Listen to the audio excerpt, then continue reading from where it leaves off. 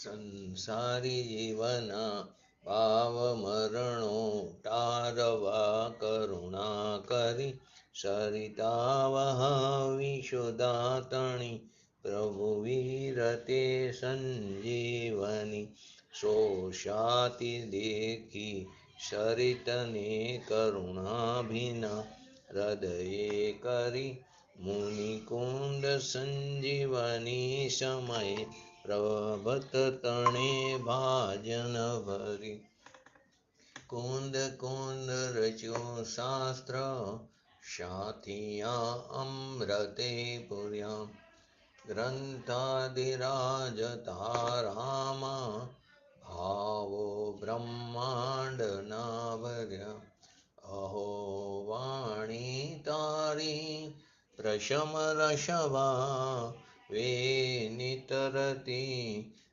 મુક્ષુને પાતી અમૃત રસ અંજલિ ભરી ભરી અનાદિની મૂર્છા વિષતણી ત્વરાથી ઉતરતી વિભાવેથી થંભે સ્વરૂપ ભણી દોડે પરિણતિ તુષે નિશ્ચય ગ્રંથ ભંગ સગરા વ્યવહારના ભેદવા તો પ્રજ્ઞાચિણી જ્ઞાનને ઉદયની સંધિ સહો છેદવા સાથી સાધક નોતું ભાનું જગનો સંદેશવા વીરનો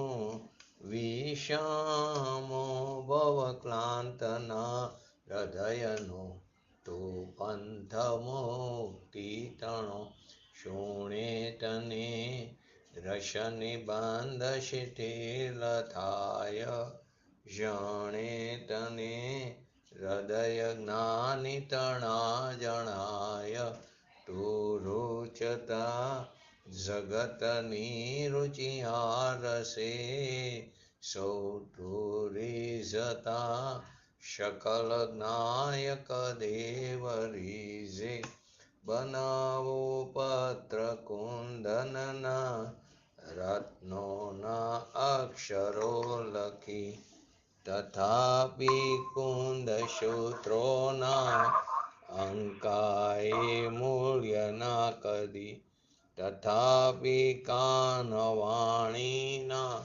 અંકાએ મૂલ્ય ના કદી નમો રિંગટણં નમો શ્રીટણં નમો હૈરણં નમો વૈજણં નમો લોહી શવસવણં ચત્તારી મંગલમ અરિહંતા મંગલમ સિદ્ધા મંગલમ સાહુ મંગલમ કેવલે પંતો ધર્મ મંગલમ ચત્તારી લોકુટમાં અરિહંતા લોકુટમાં સિદ્ધા લોકુટમાં શાહુ લોકુટમાં કેવલે પંતો ધર્મ લોકુટમાં ચત્તારી શરણ બોજામિ અરિહંતે શરણ બોજામિ સિદ્ધે શરણ બોજામિ સાહુ શરણ બોજામિ કેવલે પંતો ધર્મો શરણ બોજામિ ઓમ નમો અરિહંતાણમ.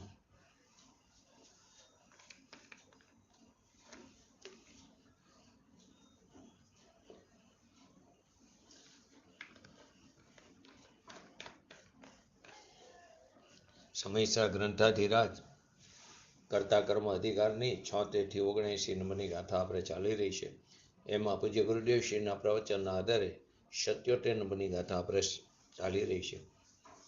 એનું હરિગીત લઈ લે પેલા જયંતિભાઈ. વિધ નિજ પરિણામને જ્ઞાની જરૂર જાણે ભલે પરદ્રવ્ય પર્યાય ન પ્રણમે નવગ્રહે નવ ઉપજે. એમાં એમ કહેવા માંગે છે જ્ઞાની અનેક પ્રકારના પોતાના પરિણામોને જાણતો થકો પણ તે નિશ્ચયથી પરદ્રવ્યની પર્યાય રૂપે પરિણમિત નથી થતો, તેને ગ્રહણ કરતો નથી અને તે રૂપે તે ઉત્પન્ન થતો નથી. તો આખી ગાથાની અંદર આ વસ્તુ સમજાવી છે. એમાં પૂજ્ય ગુરુદેવશ્રીએ વિસ્તારથી પ્રવચનસારના 47 નહીંની પણ અંદર વાત લીધી. કર્તૃત્વ નહીં અને અકર્તૃત્વ નહીં, એવી જ રીતે ગુણી નહીં અને અગુણી નહીંની પણ વાત તેની અંદર આવી. તો આપણે છેલ્લે એક્ઝામ્પલે પણ લીધું હતું. અને એક્ઝામ્પલની પહેલા એ વાત આવી કે જે આ વાત છે વસ્તુ સ્વરૂપની, એ સર્વજ્ઞના દિવ્ય ધ્વનિમાં આવેલી વાત છે. અને એમણે જે વસ્તુ સ્વરૂપ જેવું જોયું એવું એમણે બતાવ્યું છે. માટે એની ક્યાંય તું વિરાધના ન કરીશ. જો તું વિરાધના કરીશ તો તું હણાઈ જઈશ. એટલે કે તારા હીર ત્યાં હણાઈ જશે. એનો અર્થ એમ કે જે ચૈતન્ય પોતાનો ભગવાન આત્મા છે, જેનું જે ચેજ છે ચૈતન્યનું, એ હણાઈ જશે. માટે કહેશે કે જે ભગવાને સ્વતંત્રતાનો સ્વીકાર કરાવ્યો એ ના ન પાડીશ. જો ના પાડીશ તો તારા ચૈતન્યના હીર, એ પ્રકાશ તારો હણાઈ જશે. એ હીરને તું, એ હીર તારું છે અંદર ખમીર, એ નહીં જાગે.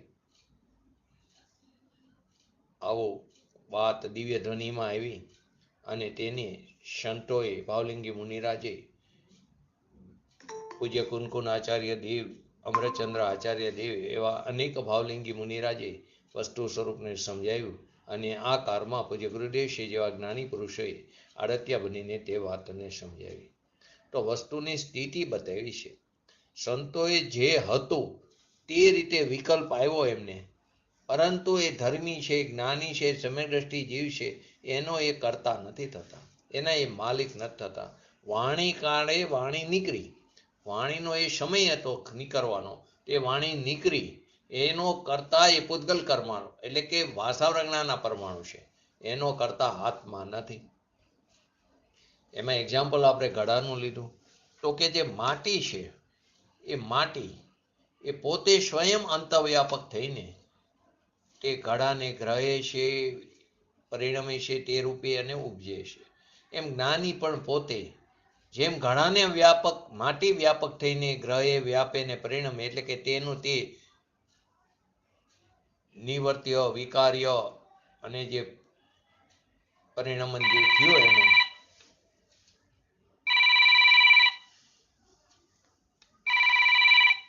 તો કે જે જ્ઞાની જીવ છે, ધર્મી જીવ છે, તે માટીની જેમ વ્યાપક થઈને ગ્રહે છે, વ્યાપે છે અને તે પરિણમે છે. એમ જ્ઞાની ધર્મી સમકીતી જે જીવ છે તે બાહ્ય સ્થિત, એટલે કે દયા, દાન, વ્રત, તપ, ભક્તિ આદિના જે પરિણામ છે એને બાહ્ય સ્થિત કીધા.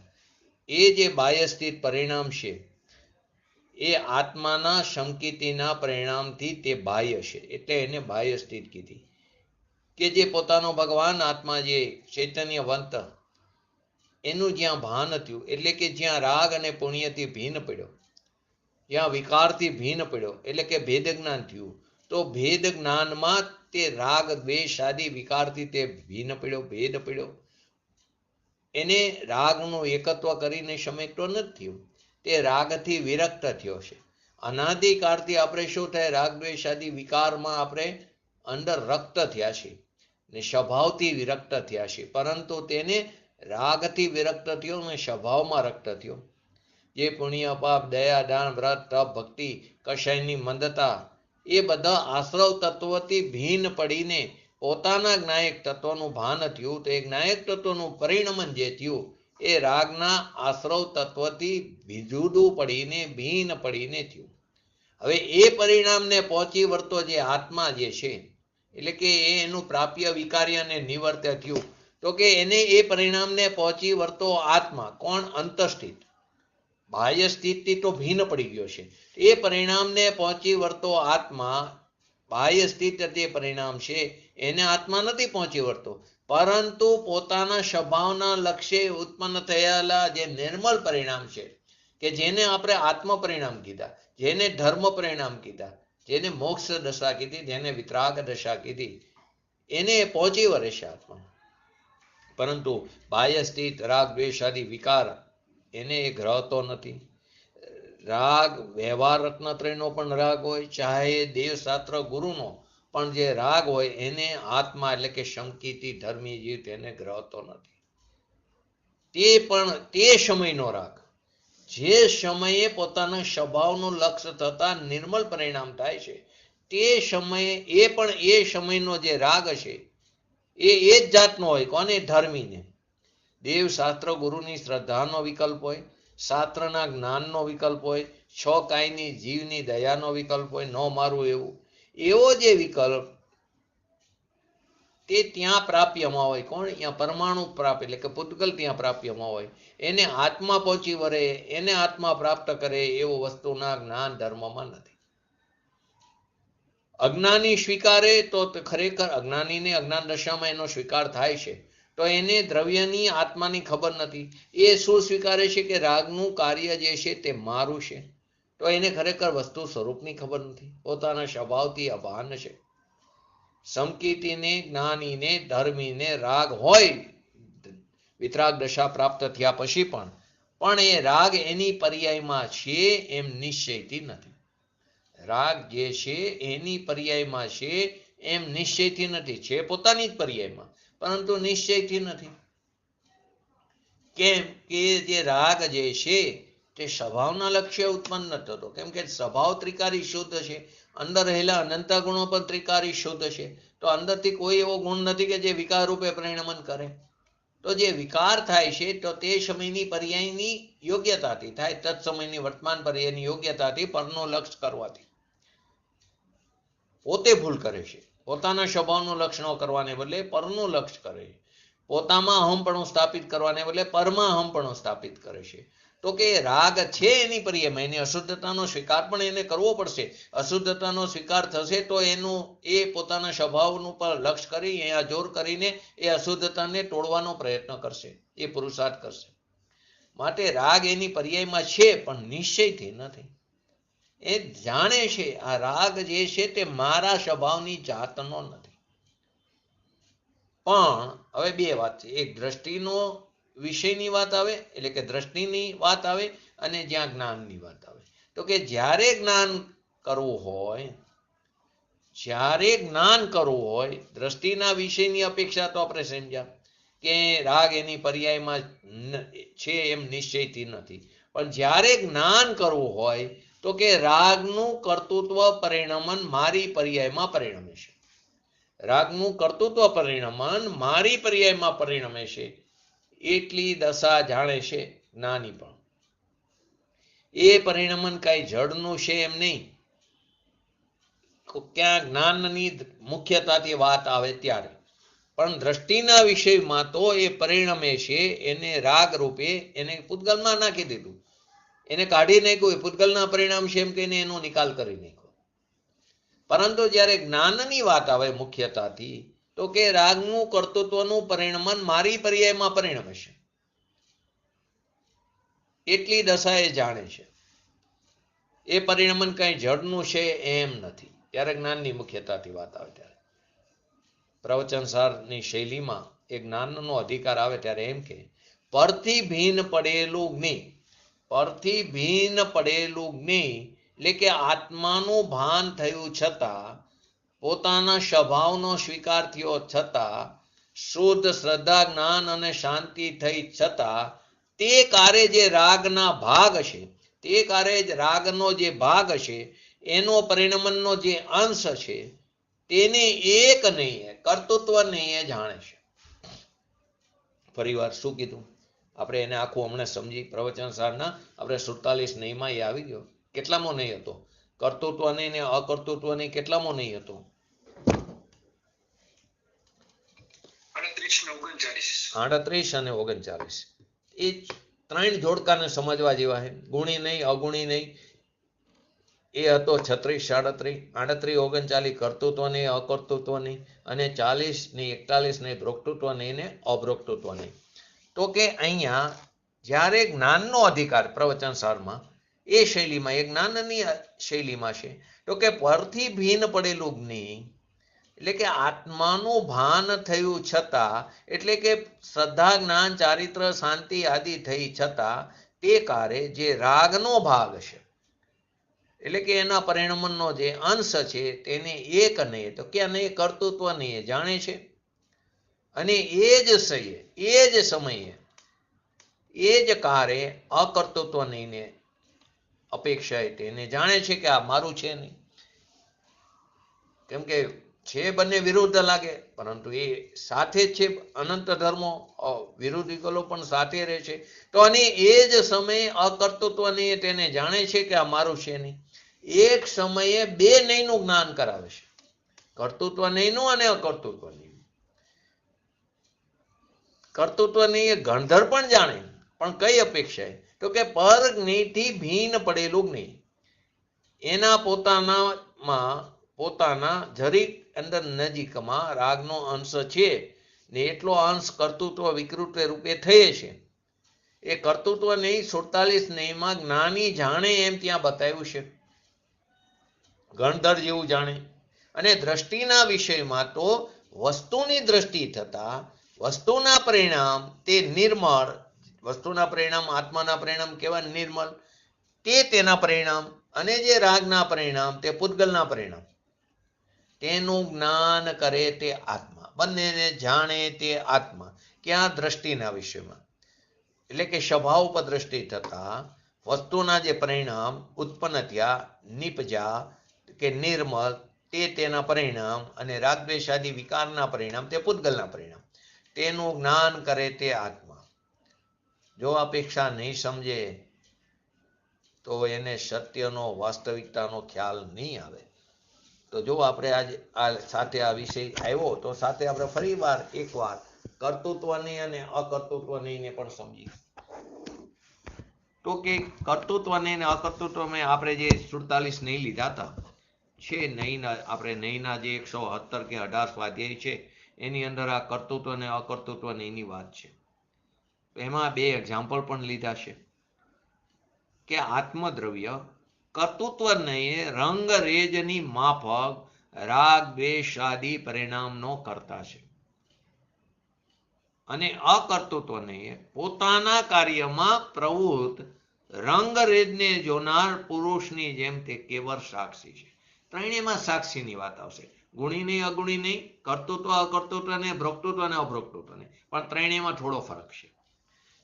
તો કે અહીંયા આત્મદ્રવ્ય કર્તુને રંગરેજની માફક રાગદ્વેષ આદિ પરિણામનો તે કરતા છે, અને અકર્તૃત્વ નહીં પોતાના કાર્યમાં પ્રવૃત્ત રંગરેજને જોનાર પુરુષની જેમ તે કેવળ સાક્ષી છે. હવે એને સમજીએ શું કહેવા માંગે છે. કપડાં રંગવાનું કાર્ય કરનાર જે હોય ને રંગારો, તો એ રંગવાનું કાર્ય કરનાર પુરુષને, જેને આપણે રંગારો કહીએ છીએ, તેને રંગરેજ કીધું.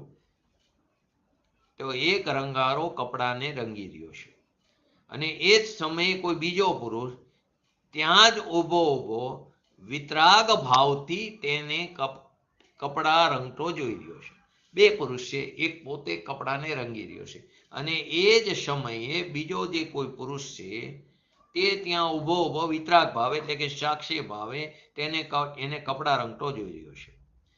આવી સ્થિતિમાં જો કપડા બરાબર રંગવામાં આવે તો રંગરેજને પ્રશંસા થાય છે, અને બરાબર રંગવામાં ન આવે તો એને ખેદ પણ થાય રંગારાને કે મારાથી બરાબર રંગાણા નહીં, અને જો બરાબર થાય તો એને પ્રસન્નતા પણ થાય.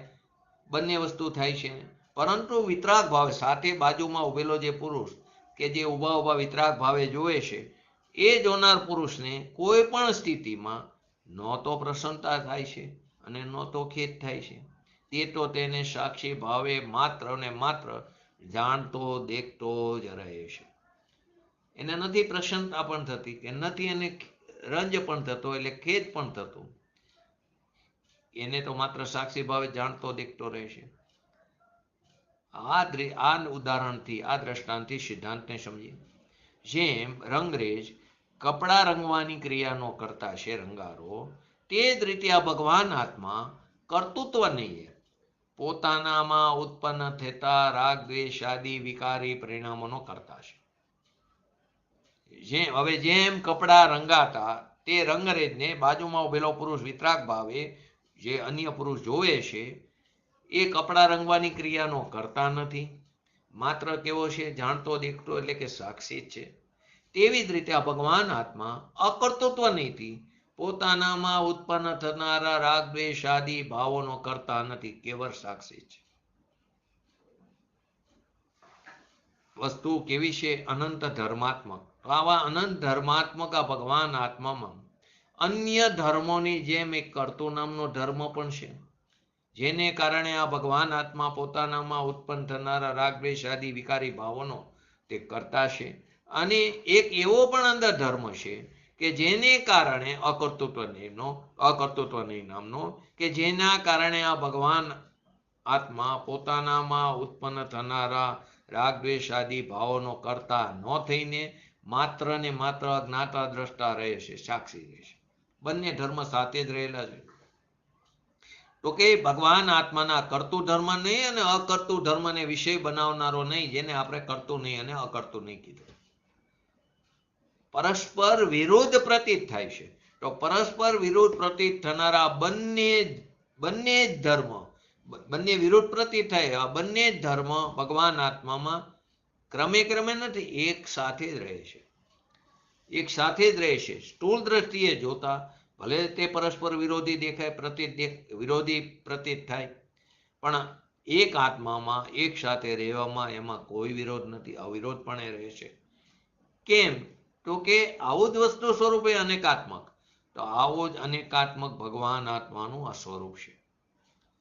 પ્રજ્ઞાપન નામનું શાસ્ત્ર છે, એની અંદર પણ કથન એ જ રીતે છે. પૂર્વે રાગના કર્તા રૂપે ધર્મ કીધો ને અહીંયા રાગના અકર્તા રૂપ ધર્મ કહેવામાં આવ્યો. એટલે કરતો નહીંમાં રાગના કર્તા રૂપ ધર્મ કીધો અને અકર્તૃત્વ નહીં એ અકર્તા રૂપ ધર્મ કહેવામાં આવે રાગનો. બંને ધર્મો જુદા જુદા આત્માના ધર્મ નથી. એક જ સાથે તે આત્મામાં બંને ધર્મો એક જ સાથે વર્તે છે. સમયસાર જે આપણે ચાલી રહ્યું છે એ પ્રવચનસારની શૈલીથી વાત આવી. પહેલી જ્ઞાન પ્રધાન અને સમયસારમાં શું કીધું કે અજ્ઞાન દશામાં મિથ્યા દ્રષ્ટિ જીવ રાગનો કરતા થાય છે અજ્ઞાન દશામાં, અને ભેદ જ્ઞાન થતા ધર્મી જીવ, સમ્યક દ્રષ્ટિ જીવ, સાધક જીવ રાગાદિનો અકર્તા છે. પરંતુ અહીં પ્રવચનસારમાં એ શૈલી નથી, અહીંયા જ્ઞાન પ્રધાનતાની કથન છે. यहाँ एम कहे છે કે સમ્યક દ્રષ્ટિ જીવ પણ પોતાની પર્યાયમાં થનારા રાગનો કરતા છે, કર્તૃત્વ નહીંની અપેક્ષા, અને એ જ વખતે રાગનો અકર્તા પણ છે. તે જ સમયે તે જ કાર્ય એ રાગનો અકર્તા પણ છે. આમ બંને ધર્મો એનામાં એક સાથે જ રહે છે આત્મામાં. બધા ધર્મોનો આધારભૂત જે પોતાનો નિજ આત્મદ્રવ્ય છે, ચૈતન્ય સ્વરૂપ, એના ઉપર દ્રષ્ટિ રાખીને ધર્મી જીવ પોતાના આત્માના ધર્મોને તે જાણે છે. અકર્તૃત્વ નહીંથી તે આત્માને રાગનો અકર્તા સાક્ષી રૂપ પણ જાણે છે, અને કરતું નહીંથી રાગ પરિણામનો કરતા પણ તે જાણે છે. પરંતુ તેની દ્રષ્ટિમાં તો શુદ્ધ ચૈતન્યની જ પ્રધાનતા હોવાથી પર્યાયમાંથી રાગનું કરતાપણું છૂટતું જાય છે અને સાક્ષીપણું એને વધતો જાય છે. જેમ જેમ સ્વભાવનો આશ્રય કરીને પોતાના પુરુષાર્થનું જોર વધે છે, તેમ તેમ શુદ્ધિની વૃદ્ધિ થતી જાય છે. જેમ જેમ શુદ્ધિની વૃદ્ધિ થતી જાય છે, રાગનો કરતાપણું છૂટતું જાય છે અને સાક્ષીપણું વધતું જાય છે. એ કરતું નહીંથી રાગનો કરતા, અને તે જ વખતે અકર્તું નહીંથી રાગનો અકર્તા સાક્ષી. આમ બંને ધર્મો એક સાથે ધારણ કરનાર આત્મા કેવો છે? અનેકાંત સ્વભાવી છે. તો અહીં એના પેલા ગુણીને અગુણીની પણ વાત સમજવી પડે, કેમ કે ગુણી નહીંથી પણ આગળના જે બે નહીં આવ્યા એમાં અગુણી નહીંથી પણ ભગવાન આત્માને સાક્ષી કહ્યો, અહીં અકર્તૃત્વ નહીંમાં પણ ભગવાન આત્માને સાક્ષી કીધો. તો આ બંને સાક્ષી મેં કીધું ને, ત્રીજું આવશે અભોક્તૃત્વની. તો આ બધામાં શું ફરક પડે છે? ભાઈ બધામાં સાક્ષી વાત આવી. તો કે આખા જગતને સાક્ષી ભાવે દેખનાર જાણનાર જે ભગવાન આત્મા છે, એ જાણનાર દેખનાર સ્વભાવ વાળો હોવાથી ભગવાન આત્મા સંપૂર્ણ જગતનો જ સાક્ષી છે. પરંતુ અહીં જે અપેક્ષા છે, જુદી જુદી અપેક્ષાથી તો જુદી જુદી વસ્તુનું સાક્ષીપણું બતાવ્યું છે. અગુણી નહીંમાં પ્રાપ્ત થનારા ઉપદેશનો, અગુણી નહીંમાં પ્રાપ્ત થનારા ઉપદેશનો સાક્ષી ભાવ બતાવ્યો. અહીં અકર્તૃત્વ નહીં માં પોતાનામાં ઉત્પન્ન થતા રાગદ્વેષાદી ભાવોનો સાક્ષી ભાવ બતાવ્યો. અને આગળ જે નહીં છે આના પછીના બે નહીં, ભોક્તૃત્વ અને અભોક્તૃત્વ નહીં, તે અભોક્તૃત્વ નહીં માં પોતાનામાં ઉત્પન્ન થનારા સુખ દુઃખનો સાક્ષી ભાવ બતાવવામાં આવે છે. એનો શું થયો કે અગુણી નહીં માં ગુણી નહીંના વિશે વિપક્ષ રૂપ, ગુણી નહીંના વિપક્ષ રૂપ સાક્ષી ભાવ લીધો.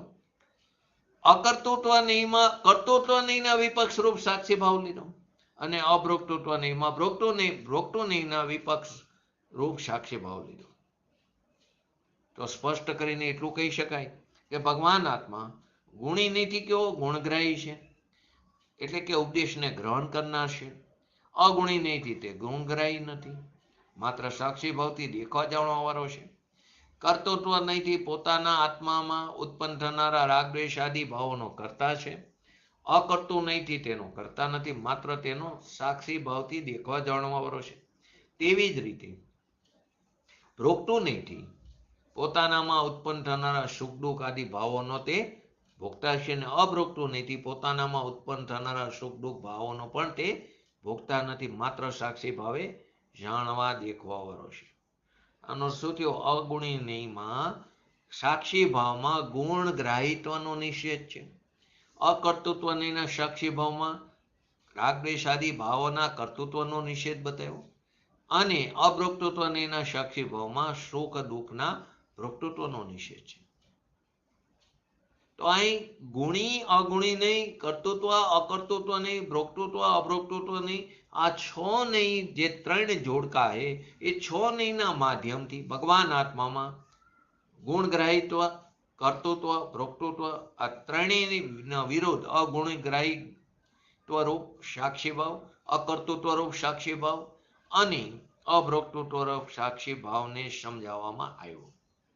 અહીં પણ આ ગાથાની અંદર પણ આ જ વાત પૂજ્ય ગુરુદેવશ્રીએ કીધી કે કર્તૃત્વ નહીં અને અકર્તૃત્વ નહીં. તો કર્તૃત્વને ગણધર પણ જાણે તો અપેક્ષાને સમજવું પડશે. દ્રષ્ટિના વિષયમાં તો વસ્તુની દ્રષ્ટિ થતા વસ્તુના જે નિર્મલ પરિણામ ઉત્પન્ન થયા તે તેના આત્માના પરિણામ છે, અને રાગદ્વેષ આદિના પરિણામ તે પૂતગલના પરિણામ છે.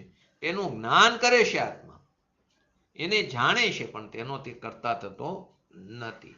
તો કે ધર્મી જીવ જે છે કે ધર્મી જ્ઞાની વિતરાગી દશા જેને પ્રાપ્ત કરી એવો સાધક જીવ, તો કે પોતે સ્વયં એ બાહ્ય સ્થિત એવા પદ્રવ્યના પરિણામમાં, તો બાહ્ય સ્થિતમાં શું લીધું કે વ્યવહાર રત્નત્રય પણ આવી ગયો, દયાદાન વ્રત ભક્તિ આદિના વિકલ્પ પણ આવી ગયા, એવન દેવશાસ્ત્ર ગુરુની શ્રદ્ધાનો વિકલ્પ પણ આવી ગયો, ઉપદેશ દેવાનો વિકલ્પ પણ આવી ગયો, ઉપદેશ સાંભળવાનો વિકલ્પ પણ આવી ગયો. તો એ બધા આત્માની પર્યાયથી કેવા છે? બધા બાહ્ય સ્થિત છે. આત્માની અંતરસ્થિત કોને કીધા? તો આત્માના અંતરસ્થિતમાં શુદ્ધ પરિણામ, નિર્મળ પરિણામ તે અંતરસ્થિત છે. અને જે અશુદ્ધ પરિણામ છે, બે જ પરિણામ, કાં શુદ્ધ હોય કાં અશુદ્ધ હોય. અશુદ્ધની અંદર શુભ અને અશુભ થાય. તો અશુદ્ધ પરિણામ તે કેવા છે? બાહ્ય સ્થિત છે. એક સમયની એક પર્યાયના બે ભાગ, એક જ સમય એક જ પર્યાયના બે ભાગ. એક શુદ્ધ પરિણામ તે અંતરસ્થિત, અશુદ્ધ પરિણામ તે બાહ્ય સ્થિત. તો કે શુદ્ધ ચૈતન્ય મૂર્તિ ભગવાન આત્મા, એની અંદર શ્રદ્ધા, જ્ઞાન અને જેટલી અંદર ચારિત્રની સ્થિરતા, એટલે કે જેટલી સ્વભાવમાં સ્થિરતા ઉત્પન્ન થઈ એટલો એ અંતરસ્થિત છે. જેટલો શુદ્ધ ઉપયોગ એટલો અંતરસ્થિત છે. અને એ જ પર્યાયમાં હજી કમજોરીને લઈને, પુરુષાર્થની નબળાઈને લઈને જે અશુદ્ધતાનો રાગ છે, એટલે કે એક પર્યાયના બે ભાગ થયા, એક શુદ્ધ અને એક અશુદ્ધ. એક પર્યાયના બે ભાગમાં એક અંતરસ્થિત, એક બાહ્ય સ્થિત. તો અંતરસ્થિતમાં જે શુદ્ધ છે તે અંતરસ્થિત લીધું, અશુદ્ધ જે છે તે બાહ્ય સ્થિત લીધું. કેમ કે બહિર લક્ષ્ય એટલે બહારના લક્ષ્ય, પરના લક્ષ્ય એ ઉત્પન્ન થયેલું છે બાહ્ય સ્થિત, અંતરના લક્ષ્ય ઉત્પન્ન થયું એને આપણે અંતરસ્થિત કીધું. તો એક જ પર્યાયના બે ભાગ, પર્યાયમાં હજી કમજોરીને લઈને અશુદ્ધતાનો રાગ છે. તો વેદાંતની અંદર પણ થોડું એવું લાગે, કાં તો વેદાંત જેવું લાગે છે, તો ખરેખર વેદાંતને આને કોઈ મેર નથી. અહીંયા તો એક એટલે એવા અનંત આત્મા, એના અનંત ગુણ, તો આવા અનંતા ગુણનો અખંડ જ્ઞાન ઘન પિંડ પરમેશ્વર ભગવાન આત્મા એની દ્રષ્ટિ થતા અનંતી પર્યાય શુદ્ધ થઈ સર્વગુણ સમ્યક્ત્વ. તો અનંતી પર્યાય શુદ્ધ થઈ અને એ જ સમયે ચારિત્ર ગણની એ જ સમયે અનંતી પર્યાય શુદ્ધ થઈ તો એ સમયે ચારિત્ર ગુણની પણ શુદ્ધ પર્યાય એને પોતાનામાં ગણી, એને અંતસ્થિતમાં ગણી. અને એ સમયે ચારિત્ર ગુણની જે થોડી અશુદ્ધતા એ નબળાઈને કારણે કમજોરીને કારણે એ અશુદ્ધ રાગ એને બાહ્ય સ્થિત ગણી. ચારિત્ર ગુણની શુદ્ધ પર્યાય જેટલા અંશે સ્વભાવમાં સ્થિત હોય એટલા અંશે, જેટલા અંશે શુદ્ધ ઉપયોગ થયો એટલા અંશે એને અંતસ્થિત ગણી. અને એ સમયે ચારિત્ર ગુણની જરા અશુદ્ધતા એ નબળાઈની કમજોરીને કારણે એને બાહ્ય સ્થિત ગણી. આવી વાત બીજે ક્યાંય સાંભળવા નહીં મળે. વસ્તુના અથવા તો સ્વભાવના ભાન વિના બીજે ક્યાંય આ વાત સમજવા નહીં મળે.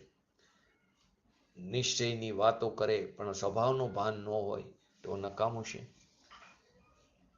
વેદાંતમાં પર્યાયની ક્યાં એવી વાત છે? અનંતા ગુણ કેટલા એ પણ વાત નથી. અનંતા આત્મા કેટલા, અનંતા પરમાણુ કેવા. અને એક સમયની પર્યાય કે જેના શુદ્ધ અને અશુદ્ધ પર્યાયના એટલે કે એક સમયના બે ભાગ માટે આ કાર્ય આ વસ્તુ સ્વરૂપ આવું જે સુંદર રીતે આપણને નિરૂપણ મળ્યું છે એ કોઈ કારનો અચંબો છે. બહુ કડક વાત આચાર્ય ભગવંતે પણ લખી છે.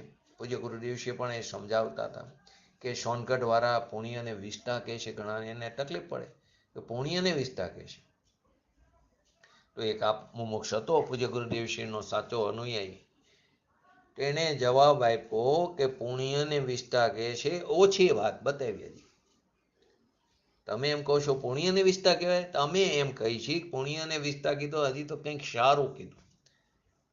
ખરેખર તો કુનકુન આચાર્ય ભગવાને શુભ ભાવને પુણ્ય ભાવને ઝેર બતાવ્યું છે. આશ્રવ તત્વને ઝેર બતાવ્યું છે. કેમ કે વિષ્ટા ખાતા મરે નહીં.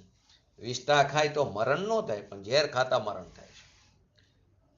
તો કુનકુન આચાર્ય ભગવાને શાસ્ત્રમાં પુણ્યને ઝેર કીધું છે. અને એ જ વાત પૂજ્ય ગુરુદેવશ્રી બતાવે છે, ન્યાયથી એમને સમજાવે છે કે જે ચારિત્ર અધિકાર આવશે ને અંદર તો દયા દાન વ્રત તપ ભક્તિ પરિક્રમણ આંબેલ આદિ એ બધાને ઝેર કીધું. શુભ ભાવને ભગવાન ઝેર કહે છે. કેમ કે શુભ ભાવ પોતાના અમૃત સ્વરૂપ ભગવાન આત્માને લૂંટીને ઉત્પન્ન થાય છે. કેમ તો કે ત્યાં સ્વભાવની સ્થિરતા કરાવી છે ને એટલે ઝેર કીધું. અહીંયા એમ કે છે કે જે છે પુણ્ય પાપ આદિ શુભાશુભ ભાવ એને અહીંયા નહીં કીધું. માટે બે કથનને સમજવા જરૂરી છે. ઓલાએ તો શું કર્યું કે સોનગઢ વાળાએ જે વાત કરીને હલકું પાડવું હતું, પરંતુ સાચો મુમુક્ષ હતો સમજવા વાળો, એને કીધું ભાઈ વિષ્ટા કેસ એ તો ઓછી વાત છે. શુભ ભાવને શાસ્ત્રમાં આગમની અંદર સર્વજ્ઞ ભગવાને મુનિઓએ એને ઝેર બતાવ્યું છે. વિષ ઘડો કીધો, વિષ કુંભ કીધો છે. તને શેને ઉકળાટ આવે છે? તારા સ્વભાવથી વિરુદ્ધ ભાવને ઝેર કીધું, એનો ઉકળાટ કેમ આવે છે તને? તું ખરેખર સમજતો નથી. આ ભગવાનની પૂજા કરી ભક્તિ કરી એનો તેમ નથી કે પૂજા ન કરવી, પરંતુ તે પૂજા તે ધર્મ નથી. ભગવાનની ભક્તિ કરવી તે ધર્મ નથી. ભક્તિ એટલે પોતાના સ્વભાવને ભજવું, તે નિશ્ચય ભક્તિ. સાથે રસ્તામાં આવો સહચર સ્વભાવ આવે. પૂજ્ય ગુરુદેવશ્રી પણ સિમંદર ભગવાનની ભક્તિ કરતા દેખાય. બપોરે પ્રવચનમાં એમ કે આ ભક્તિ કરવી તે ઝેર છે, અને પોતે પ્રવચન પછી ભક્તિ કરતા દેખાય, પૂજા કરતા દેખાય. તો એ બધું ઝેર છે. પંચ મહાવ્રત નું પાલન કરતા મુનિરાજ, ભાવલિંગી મુનિરાજ, દ્રવ્યલિંગી મુનિરાજ, એ બધા મહાવ્રતના પરિણામ તે ઝેર છે. એનાથી પણ આગળ તીર્થંકર ગોત્ર જે શુભ ભાવે બંધાય એ ભાવને પણ ત્યાં ઝેર કહેવામાં આવ્યું. કેમ કે બંધ કરે છે ને, તો માટે જાત્રા બાત્રા તો બહુ દૂરની વાત છે. ખરેખર પોતાના સ્વભાવની જાતને તારવી જાત્રા છે. આ વાત તો કોણ સમજી શકશે કે જેને સંસારનો અંત નિકટ છે, એને આ વસ્તુ રૂચશે. બાકી તો ક્યાંય ને ક્યાંય અર્થનો અનર્થ કરી દેશે. જેને સંસાર સફર છે એને નહીં સમજાય, જેને મોક્ષ સફર છે એને સમજાશે, જેને સંસાર અફર છે એને આ વાત સમજાશે. માટે કહે છે મસ્કરી ન કરતો તું, તને વસ્તુ સ્વરૂપ ન સમજાય તો મસ્કરી ન કરતો. એ વાત સત્ય નીકળશે. તું ભલે અત્યારે માન કે ન માન, પણ તારે માનવી પડશે. જ્યારે સ્વતંત્રતાના ઢંઢેરા તને રૂચશે ત્યારે તને એમ થશે, આચાર્ય ભગવંત એમ કહે છે, અત્યાર સુધી મેં આ વાણીની વિરાધના કરી, મેં એની નિંદા કરી, શું તારું ક્યાં જઈને તું પડીશ? અત્યારે કાર એવો સમાજની અંદર સાધારણ માણસો, સામાન્ય માણસો અત્યારે કોઈ દંડ દેવા માટે દેવો પણ અહીં આવતા નથી. તો બધાને કેવરી સર્વજ્ઞ કેવરી શ્રુત કેવરીનો વિરહ છે. તો કોણે બધા પોતપોતાની યોગ્યતા મુજબ પંથ ચાલુ કરી દીધા છે અને લોકોને ખબર નથી વસ્તુ સ્વરૂપ શું છે. નથી એને દ્રવ્ય ગુણ પર્યાયનું જ્ઞાન. દ્રવ્ય ગુણ પર્યાય તો હજી દિગંબર સમાજમાં જ આ ખબર છે. તમે અન્ય જૈન મતમાં જાઓ તો શું દ્રવ્ય, શું ગુણ ને શું પર્યાય નથી ખબર. પર્યાય શું એ ખબર નથી. હવે એ પર્યાય શું એ ખબર નથી, પર્યાય હાલત, દશા, અવસ્થા એ ખબર નથી. તો એક પર્યાયના બે ભાગ કેવી રીતે એને મગજમાં આવે? એક પર્યાયના બે ભાગ એ પણ બરાબર. હવે એને તમે એમ કહો કે ઉત્પાદ વ્યય વાળી પર્યાય ને એક ઉત્પાદ વ્યય વગરની પર્યાય કેવી રીતે સમજવા? કારણ શું પર્યાયની વાત ખબર નથી. દ્રવ્ય ગુણ પર્યાયનું જ્ઞાન, એને વસ્તુની પરિણીતિ શું કહેવાય એ ખબર નથી. ધર્મી કોને કહેવાય, અધર્મી કોને કહેવાય એની ખબર નથી. અહીં તો કહે છે જ્ઞાની પોતે સમ્યક દ્રષ્ટિ એને કહીએ કે જે પોતાના સ્વભાવનો લક્ષ્ય કરે ને એમાં વિતરાગ દશા ઉત્પન્ન થાય. જે પુણ્યો, પાપ, દયા, દાન, વ્રત, તપ, ભક્તિ આદિના પરિણામ જેને બાહ્ય સ્થિત માને છે એને અમે જ્ઞાની કહીએ છીએ. અંતરમાં પરિણમેલું એ માનતો નથી. એના પરિણમનપણે હું પરિણમું એમ નથી. દયા, દાન, વ્રત, તપ, ભક્તિના પરિણમનપણે હું પરિણમું એમ નથી. તો આપણે આ નહીંમાં સમજ્યા કે પરિણમનનો અંશ લઈને કર્તૃત્વને જાણવાનું કીધું. તો એક જાણવાનો અંશ સ્વજ્ઞમાં છે એવું જણાયું જ્ઞાન પ્રધાન અધિકાર છે. માટે અહીં તો કહે છે કે જેટલા પ્રભુના પરિણામ, પવિત્રતાના પરિણામ, આત્માના પરિણામ, ધર્મરૂપ પરિણામ, એ પરિણામ રૂપે તું પરિણામ જેને આપણે અંતસ્થિત પરિણામ કીધા એને અહીંયા અંતરાત્મા કહેવામાં આવ્યો. અને બાહ્ય પ્રકારના જે પરિણામ છે દયાદાન, વ્રત, ભક્તિ આદિના જેને બાહ્ય કીધા એને જો પોતાનો માયનો તે બહિરાત્મા છે. અંતરાત્મા જીવ એટલે કે પોતે બાહ્ય સ્થિત એવા પદ્રવ્યના પરિણામ, એટલે કે પદ્રવ્ય એટલે રાગ, દ્વેષ, પુણ્ય, પાપ, દયાદાન, વ્રત, તપ, ભક્તિ, દેહના પરિણામ, દેહની અવસ્થા, વાણીની અવસ્થા એમાં અંતરવ્યાપક થઈને, એટલે કે બાહ્ય સ્થિત પરિણામમાં અંતરવ્યાપક થઈને આદિ મધ્ય અંતમાં વ્યાપીને તેને ગ્રહતો નથી, તે રૂપે પરિણમતો નથી, તે રૂપે ઉપજતો નથી. એટલે કે પુણ્ય પરિણામના આદ્યમાં આત્મા હતો તો શુભરાગ થયો. એ પરિણામની અંદર દેહની ક્રિયામાં ના પરિણામમાં આત્મા આદ્યમાં હતો. દેહ એટલે કે આ ભાષા નીકળી એની શરૂઆતમાં આત્માની કંઈક પ્રેરણા હતી તો ભાષા થઈ, એમ છે જ નહીં. આ શરીરની જે હલનચલન થાય, એ બોલે ચાલે, એની આદ્યમાં અંદર ચૈતન્ય જાગૃતિ છે. એ કાંઈ એની આદ્યમાં ન હોય તો કેવી રીતે થાય? એમ નથી ખરેખર. એ સમયે ભાષા પ્રજ્ઞાના પરમાણુની શબ્દ રૂપે પરિણમવાની લાયકાત હતી. એ વખતે શરીરની અંદર રહેલા અનંત પરમાણુની પોતાની ક્રિયાવર્તી શક્તિને કારણે ક્ષેત્રથી ક્ષેત્રાંતર થવાની લાયકાત હતી. ત્યારે બહારમાં ધર્માસ્તિકાય રૂપ એટલે અંતરંગમાં ધર્માસ્તિકાય રૂપ નિમિત્ત હતું, અંતરંગ નિમિત્ત. અને જો ન પરિણમવાની લાયકાત હોય તો તારે ગમે એટલી ઈચ્છા હોય તો તું નહીં પરિણમન કરી શક. આપણે એના માટે બે એક્ઝામ્પલ લઈ, પાર્કિન્સ અને પેરેલિસિસનું. આપણી ઈચ્છા, પાર્કિન્સ વાળો હોય એની ઈચ્છા શું હોય કે મારો હાથ પગ ન હલે, છતાં પણ એ હાથ પગ હલે છે. તો તારી ઈચ્છા મુજબ ક્યાં પરિણમન થયું? એ સમયે પરમાણુને હલનચલન થવાની યોગ્યતા હતી. તું તો માત્ર એનો સાક્ષી છું, જાણનાર છું. એની જગ્યાએ આપણે શું માની, હું એનો કરતા છું. બસ આ જ અજ્ઞાન છે. અને જે પેરેલિસિસ વાળો એને હાથ પગ હલાવવાની ઈચ્છા તો એ હલાવી નથી શકતો. માટે એ સમયે પરમાણુની ગતિ થવાની લાયકાત નહોતી, સ્થિર થવાની લાયકાત હતી. ત્યારે અંતરંગમાં અધર્મ જ દેખાય, નિમિત્ત રૂપે હતું. એ નિમિત્ત રૂપે હતું. માટે કહેશે અંદર શરીર ચાલે બોલે તો અંદર ચૈતન્યની જાગૃતિ છે, માટે ચાલે હે એવું નથી. વાણીની ભાષા વર્ગણાનું જે કાર્ય થઈ રહ્યું છે એની આદ્યમાં આત્મા તો માટે વાણી નીકળે છે એવું નથી. કોઈ કે તો મળદો ક્યાં બોલે, તો કે એ સમયે ભાષા વર્ગના રૂપે શબ્દ રૂપે પરિણમવાની લાયકાત નહોતી પરમાણુની, તો ન નીકળે. વાણીની આદ્યમાં એના જે રચકણો છે પૂતગલના, એને જ્ઞાની જાણે છે, પણ એની આદિ મધ્ય અંતમાં આત્મા બિલકુલ નથી. એવું એ પણ બરાબર ધર્મી જીવ જાણે છે. ભગવાનની ભક્તિ પૂજા આદિ એ બધાને સ્વભાવ કીધો.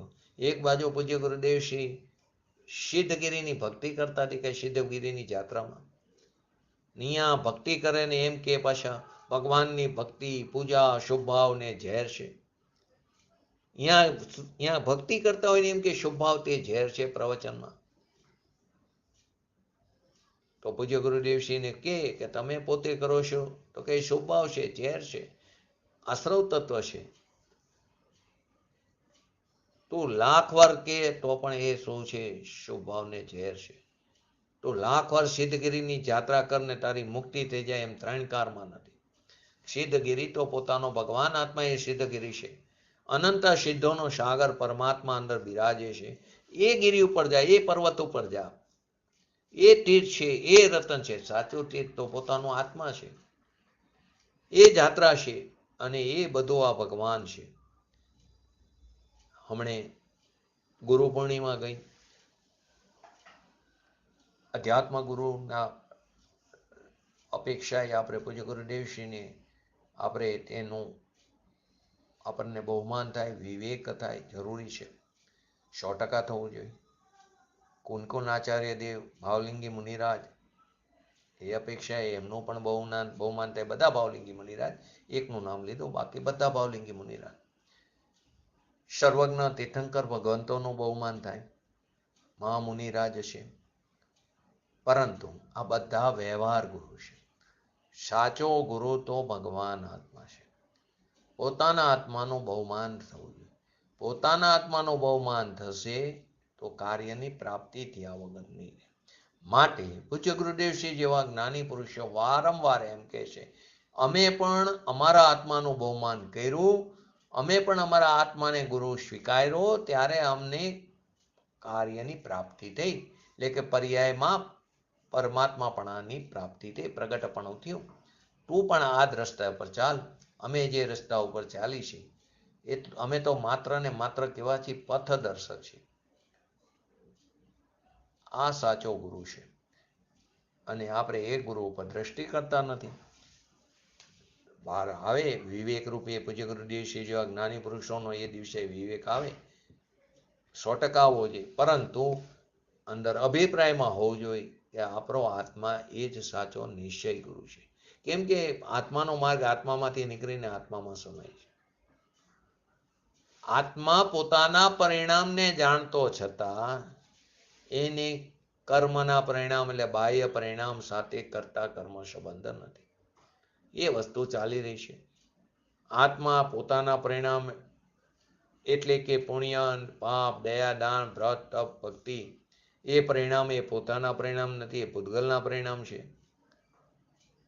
વિકલ્પનો ભાવ છે એ અંતર્મુખમાં વર્તા, પોતાના સ્વભાવ તરફ વર્તા, એ પરિણામનો એની અંદર અભાવ છે. માટે તે પોતાના પરિણામ નથી.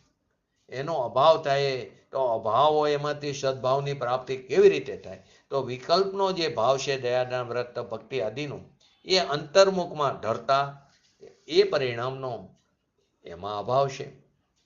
પુણ્ય પાપના વિકલ્પનો અંતર્મુખ પરિણમન થતા એ વિકલ્પના પરિણમનનો અભાવ થાય છે. ત્યારે સદભાવ કોનો થાય છે એ સમયે? તો કે શ્રદ્ધા, જ્ઞાન, શાંતિ, ચારિત્ર આદિ પરિણામનો સદભાવ થાય છે. એને આપણે આત્મ પરિણામ કીધા, જેને આપણે ધર્મના પરિણામ કીધા? તો કે ધર્મ દ્રષ્ટિ એટલે કે પોતાના શુદ્ધ સ્વભાવ પર દ્રષ્ટિ થતા અંતરમાં પુણ્ય પાપના રાગ દ્વેષાદી વિકાર ભાવના અજીવાદીથી લક્ષ્ય છૂટીને પોતાના સ્વરૂપ ઉપર લક્ષ્ય થતા અંતરદ્રષ્ટિ થતા ત્યારે એની વર્તમાન દશામાં ધર્મ દશા થઈ, મોક્ષ દશા થઈ, સાધક દશા પ્રગટ થઈ. એટલે ધર્મ દશા એટલે પુણ્ય પાપના પરિણામનો અભાવ સ્વરૂપ. ધર્મ દશા એટલે પુણ્ય પાપના પરિણામના અભાવ સ્વરૂપ એટલે કે અશુદ્ધ ભાવના પરિણામના અભાવ સ્વરૂપ. પુણ્યમાં શુભ ભાવ આવ્યું, પાપમાં અશુભ આવ્યું, બંને અશુદ્ધ છે. તો પુણ્ય પાપના પરિણામના અભાવ સ્વરૂપ અને ચૈતન્યના શુદ્ધ આનંદના સદભાવરૂપ પરિણામ, જેને આપણે શ્રદ્ધા, જ્ઞાન, ચારિત્ર, શાંતિ આદિ લીધા, જેને આપણે અહીં આત્માના પરિણામ લીધે ધર્મના પરિણામ કીધા, સ્વભાવ ઉપર દ્રષ્ટિ થઈ ત્યારે. તો આવા આત્માના પરિણામને જીવ જાણે. સમ્યક દ્રષ્ટિ જીવ આત્મા રૂપે થયેલ જાણે. થયેલ કેમ કીધું? કે આત્માના પરિણામ કીધા ને. તો આત્મા અનાદિથી પુણ્ય અને પાપના રાગ ઉપર રુચિના પરિણામમાં પોતાનું અસ્તિત્વ, પોતાનું હોવાપણું માનીને એ પરિણામ, જે વિકારના પરિણામ, તે મારું કાર્ય ને હું તેનો કરતા, હું તેનો રચનાર, એ સ્વરૂપની અજ્ઞાનની ભૂમિકામાં હતું અનાદિકાળથી આપણને.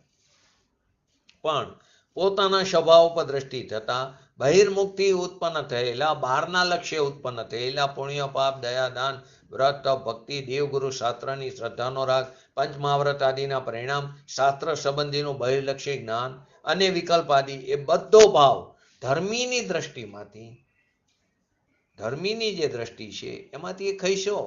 એ ધર્મીની દ્રષ્ટિમાંથી ખસી ગયો. એ ધર્મીની દ્રષ્ટિ પોતાના સ્વભાવ ઉપર ધરતા એના પરિણામમાંથી તે વિકારના પરિણામ, જે દયાદાન, વ્રત, તપ, ભક્તિ આદિના ખસી જાય છે. દેવશાસ્ત્ર, ગુરુની શ્રદ્ધાના વિકલ્પ આદિના પરિણામ ખસી જાય છે. પંચમહાવ્રત આદિ પારવાના પરિણામ ખસી જાય છે. 5 સમિતિ, 3 ગુપ્તિ આદિ પારવાના પરિણામ ખસી જાય છે. 28 મૂળગુણ પારવાનો પરિણામ ખસી જાય છે.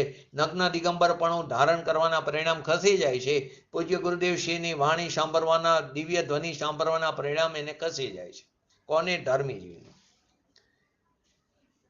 એના અભાવરૂપ પરિણમન જીવનું થાય છે. એનું અભાવરૂપ પરિણમન જીવનું થાય. કોને? કે ધર્મીને. એથી જીવના પરિણામ એટલે કે પુણ્ય પાપના ભાવ અને પોતાના ત્રિકારી સ્વભાવના લક્ષ્ય ઉત્પન્ન થયેલા પરિણામ બેયને જાણવા રૂપે પરિણામ થાય છે. રાગદ્વેષ આદિને પણ તે જ્ઞાની જાણે છે અને પોતાના પરિણામને પણ તે જાણે છે. જેને આપણે અહીં આત્માના પરિણામ કીધા. જાણનાર પરિણામને આત્માના પરિણામ કહેવામાં આવ્યા.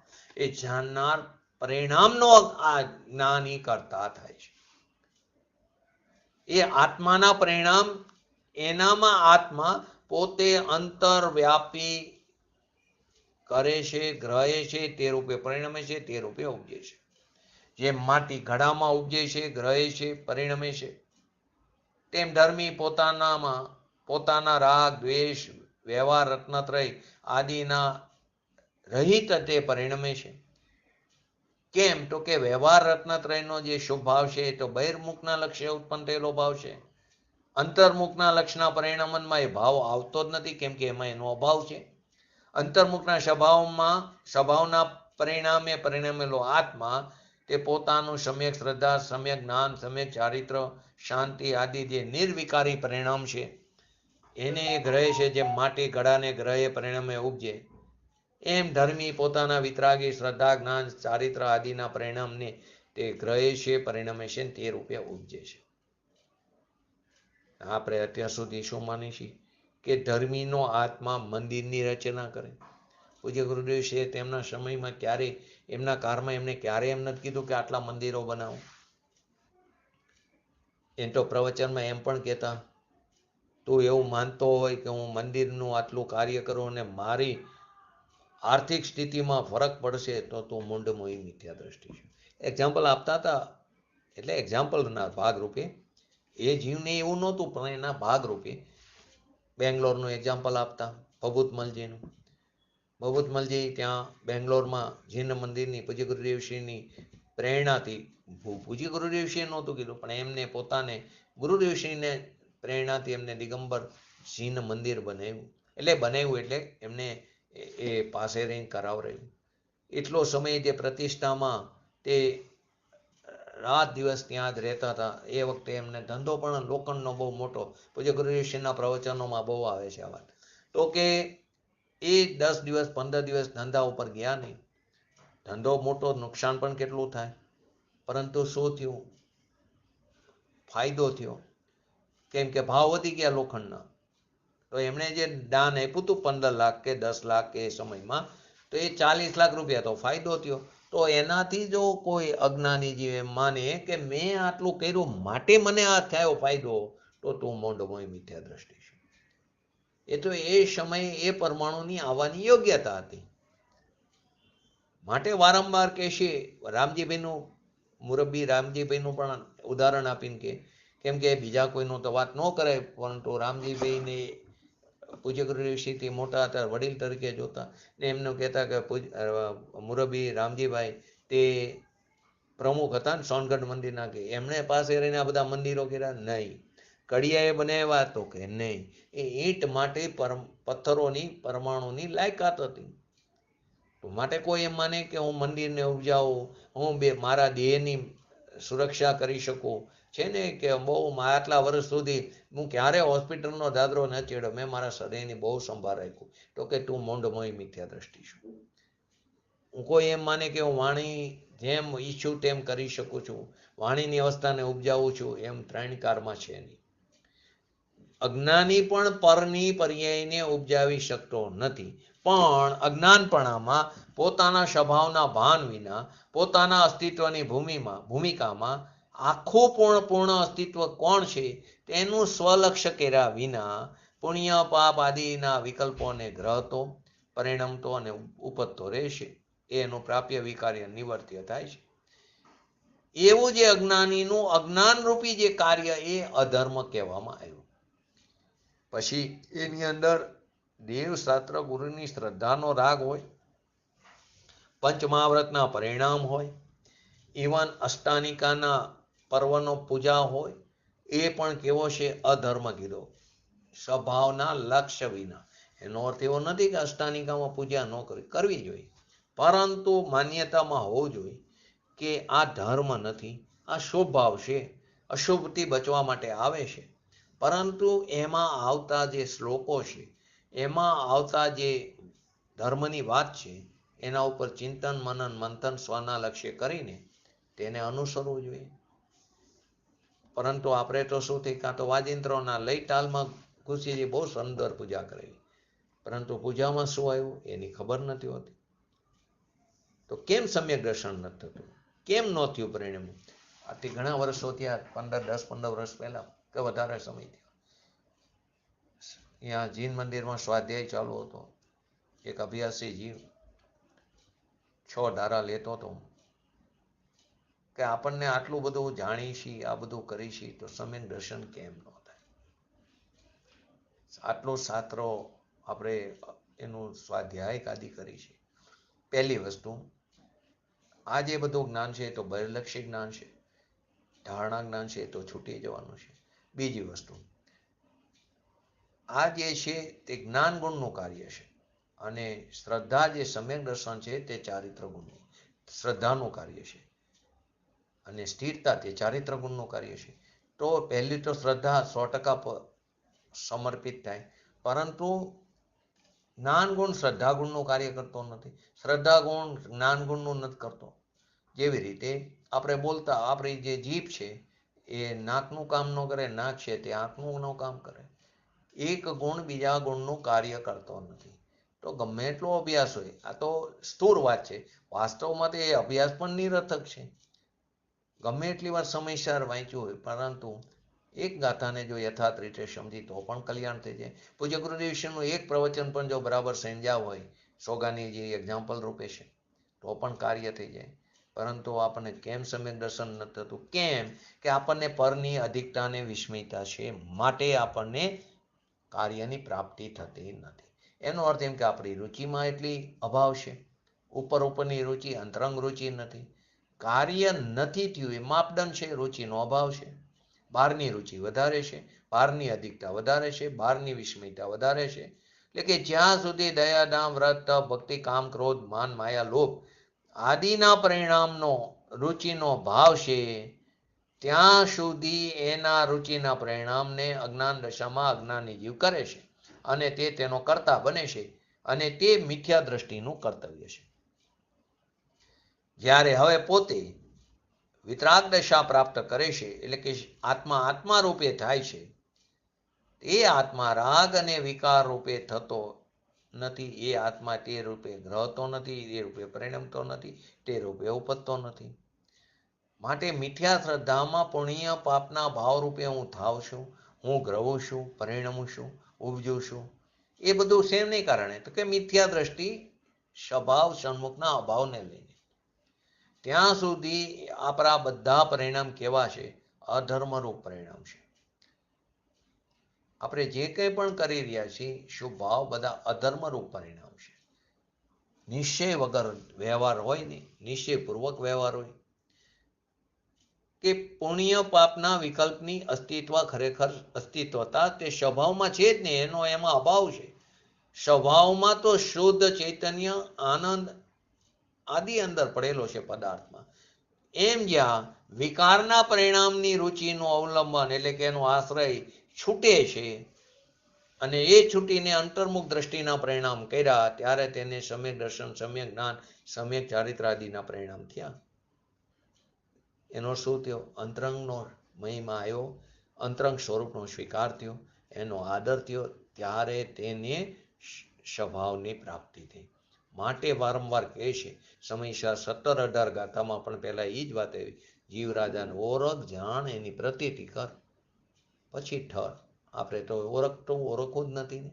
જ્યાં નિધાન પડ્યું છે તે તો દ્રષ્ટિ જ નથી કરવી, અને બહારથી સુખની પ્રાપ્તિ કરવા માટે દોડ કરી છે, પણ ક્યારે નહીં થાય.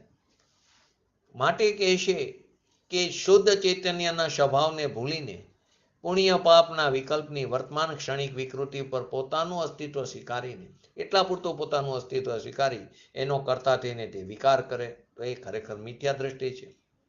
અને એ મિથ્યા વિકારનું કાર્ય એ પોતાનું સ્વીકાર એનો કરતા થાય છે, પોતાની ભૂલને કારણે છે. અને જ્યારે સમ્યક દર્શન થાય ત્યારે દ્રષ્ટિ જે પર તરફ હતી તે છૂટીને સ્વ તરફ થાય છે, અંતર તરફ ધરે છે. ત્યારે દ્રવ્ય અને પર્યાયની સંધિ થાય છે, એકતા રૂપે પરિણમન થાય છે, એટલે કે એકમેક રૂપે પરિણમન થાય છે. આવી દ્રવ્ય અને પર્યાયની સ્વતંત્રતાનો સ્વીકાર કરીને, દ્રવ્ય અને પર્યાયની સંધિ કરીને આપણે પણ આપણી પર્યાયમાં શીઘ્ર ને શીઘ્ર વિતરાગતા પ્રાપ્ત કરી, એવી પરમ વિરલ ભાવના સાથે આજનો વ્યક્તિત્વ પર જય જીનેન્દ્ર. બોલો જીનવાણી સ્તુતિ. જનાદેશ દાતા જીનેન્દ્ર વિખ્યાતા વિશુદ્ધ પ્રભુ નમો લોક માતા દુરાચાર દ્રોણે હરા સંતરાની નમો દેવી ભાગેશ્વરી જૈનવાણી નમો દેવી ભાગેશ્વરી જૈનવાણી. નમો રેંકટાણમ, નમો સિદ્ધાણમ, નમો હૈરણમ, નમો વજ્રણમ, નમો લય શવસવણમ, ચતારી મંગલમ, અરિહંતા મંગલમ, સિદ્ધા મંગલમ, શાહો મંગલમ, કેવલી પંતો ધમો મંગલમ, ચતારી લોકોટમાં, અરિહંતા લોકોટમાં, સિદ્ધા લોકોટમાં, શાહો લોકોટમાં, કેવલી પંતો ધમો લોકોટમાં, ચતારી શરણ ભોજામી, અરિહંતે શરણ ભોજામી, સિદ્ધે શરણ ભોજામી, શાહો શરણ ભોજામી, કેવલી પંતો ધમો શરણ ભોજામી. બોલીએ શ્રી પંચ પરમેષ્ઠી ભગવંતોનો જય હો. બોલીએ શ્રી જીનવાણી માતાનો જય હો. બોલીએ શ્રી પરમ પૂજ્ય પરમોપકારી શ્રી સદગુરુ દેવનો જય હો. બોલીએ શ્રી પ્રસમમૂર્તિ ભગવતી માતાનો જય હો. બોલીએ શ્રી સનાતન જૈન દિગંબર ધર્મનો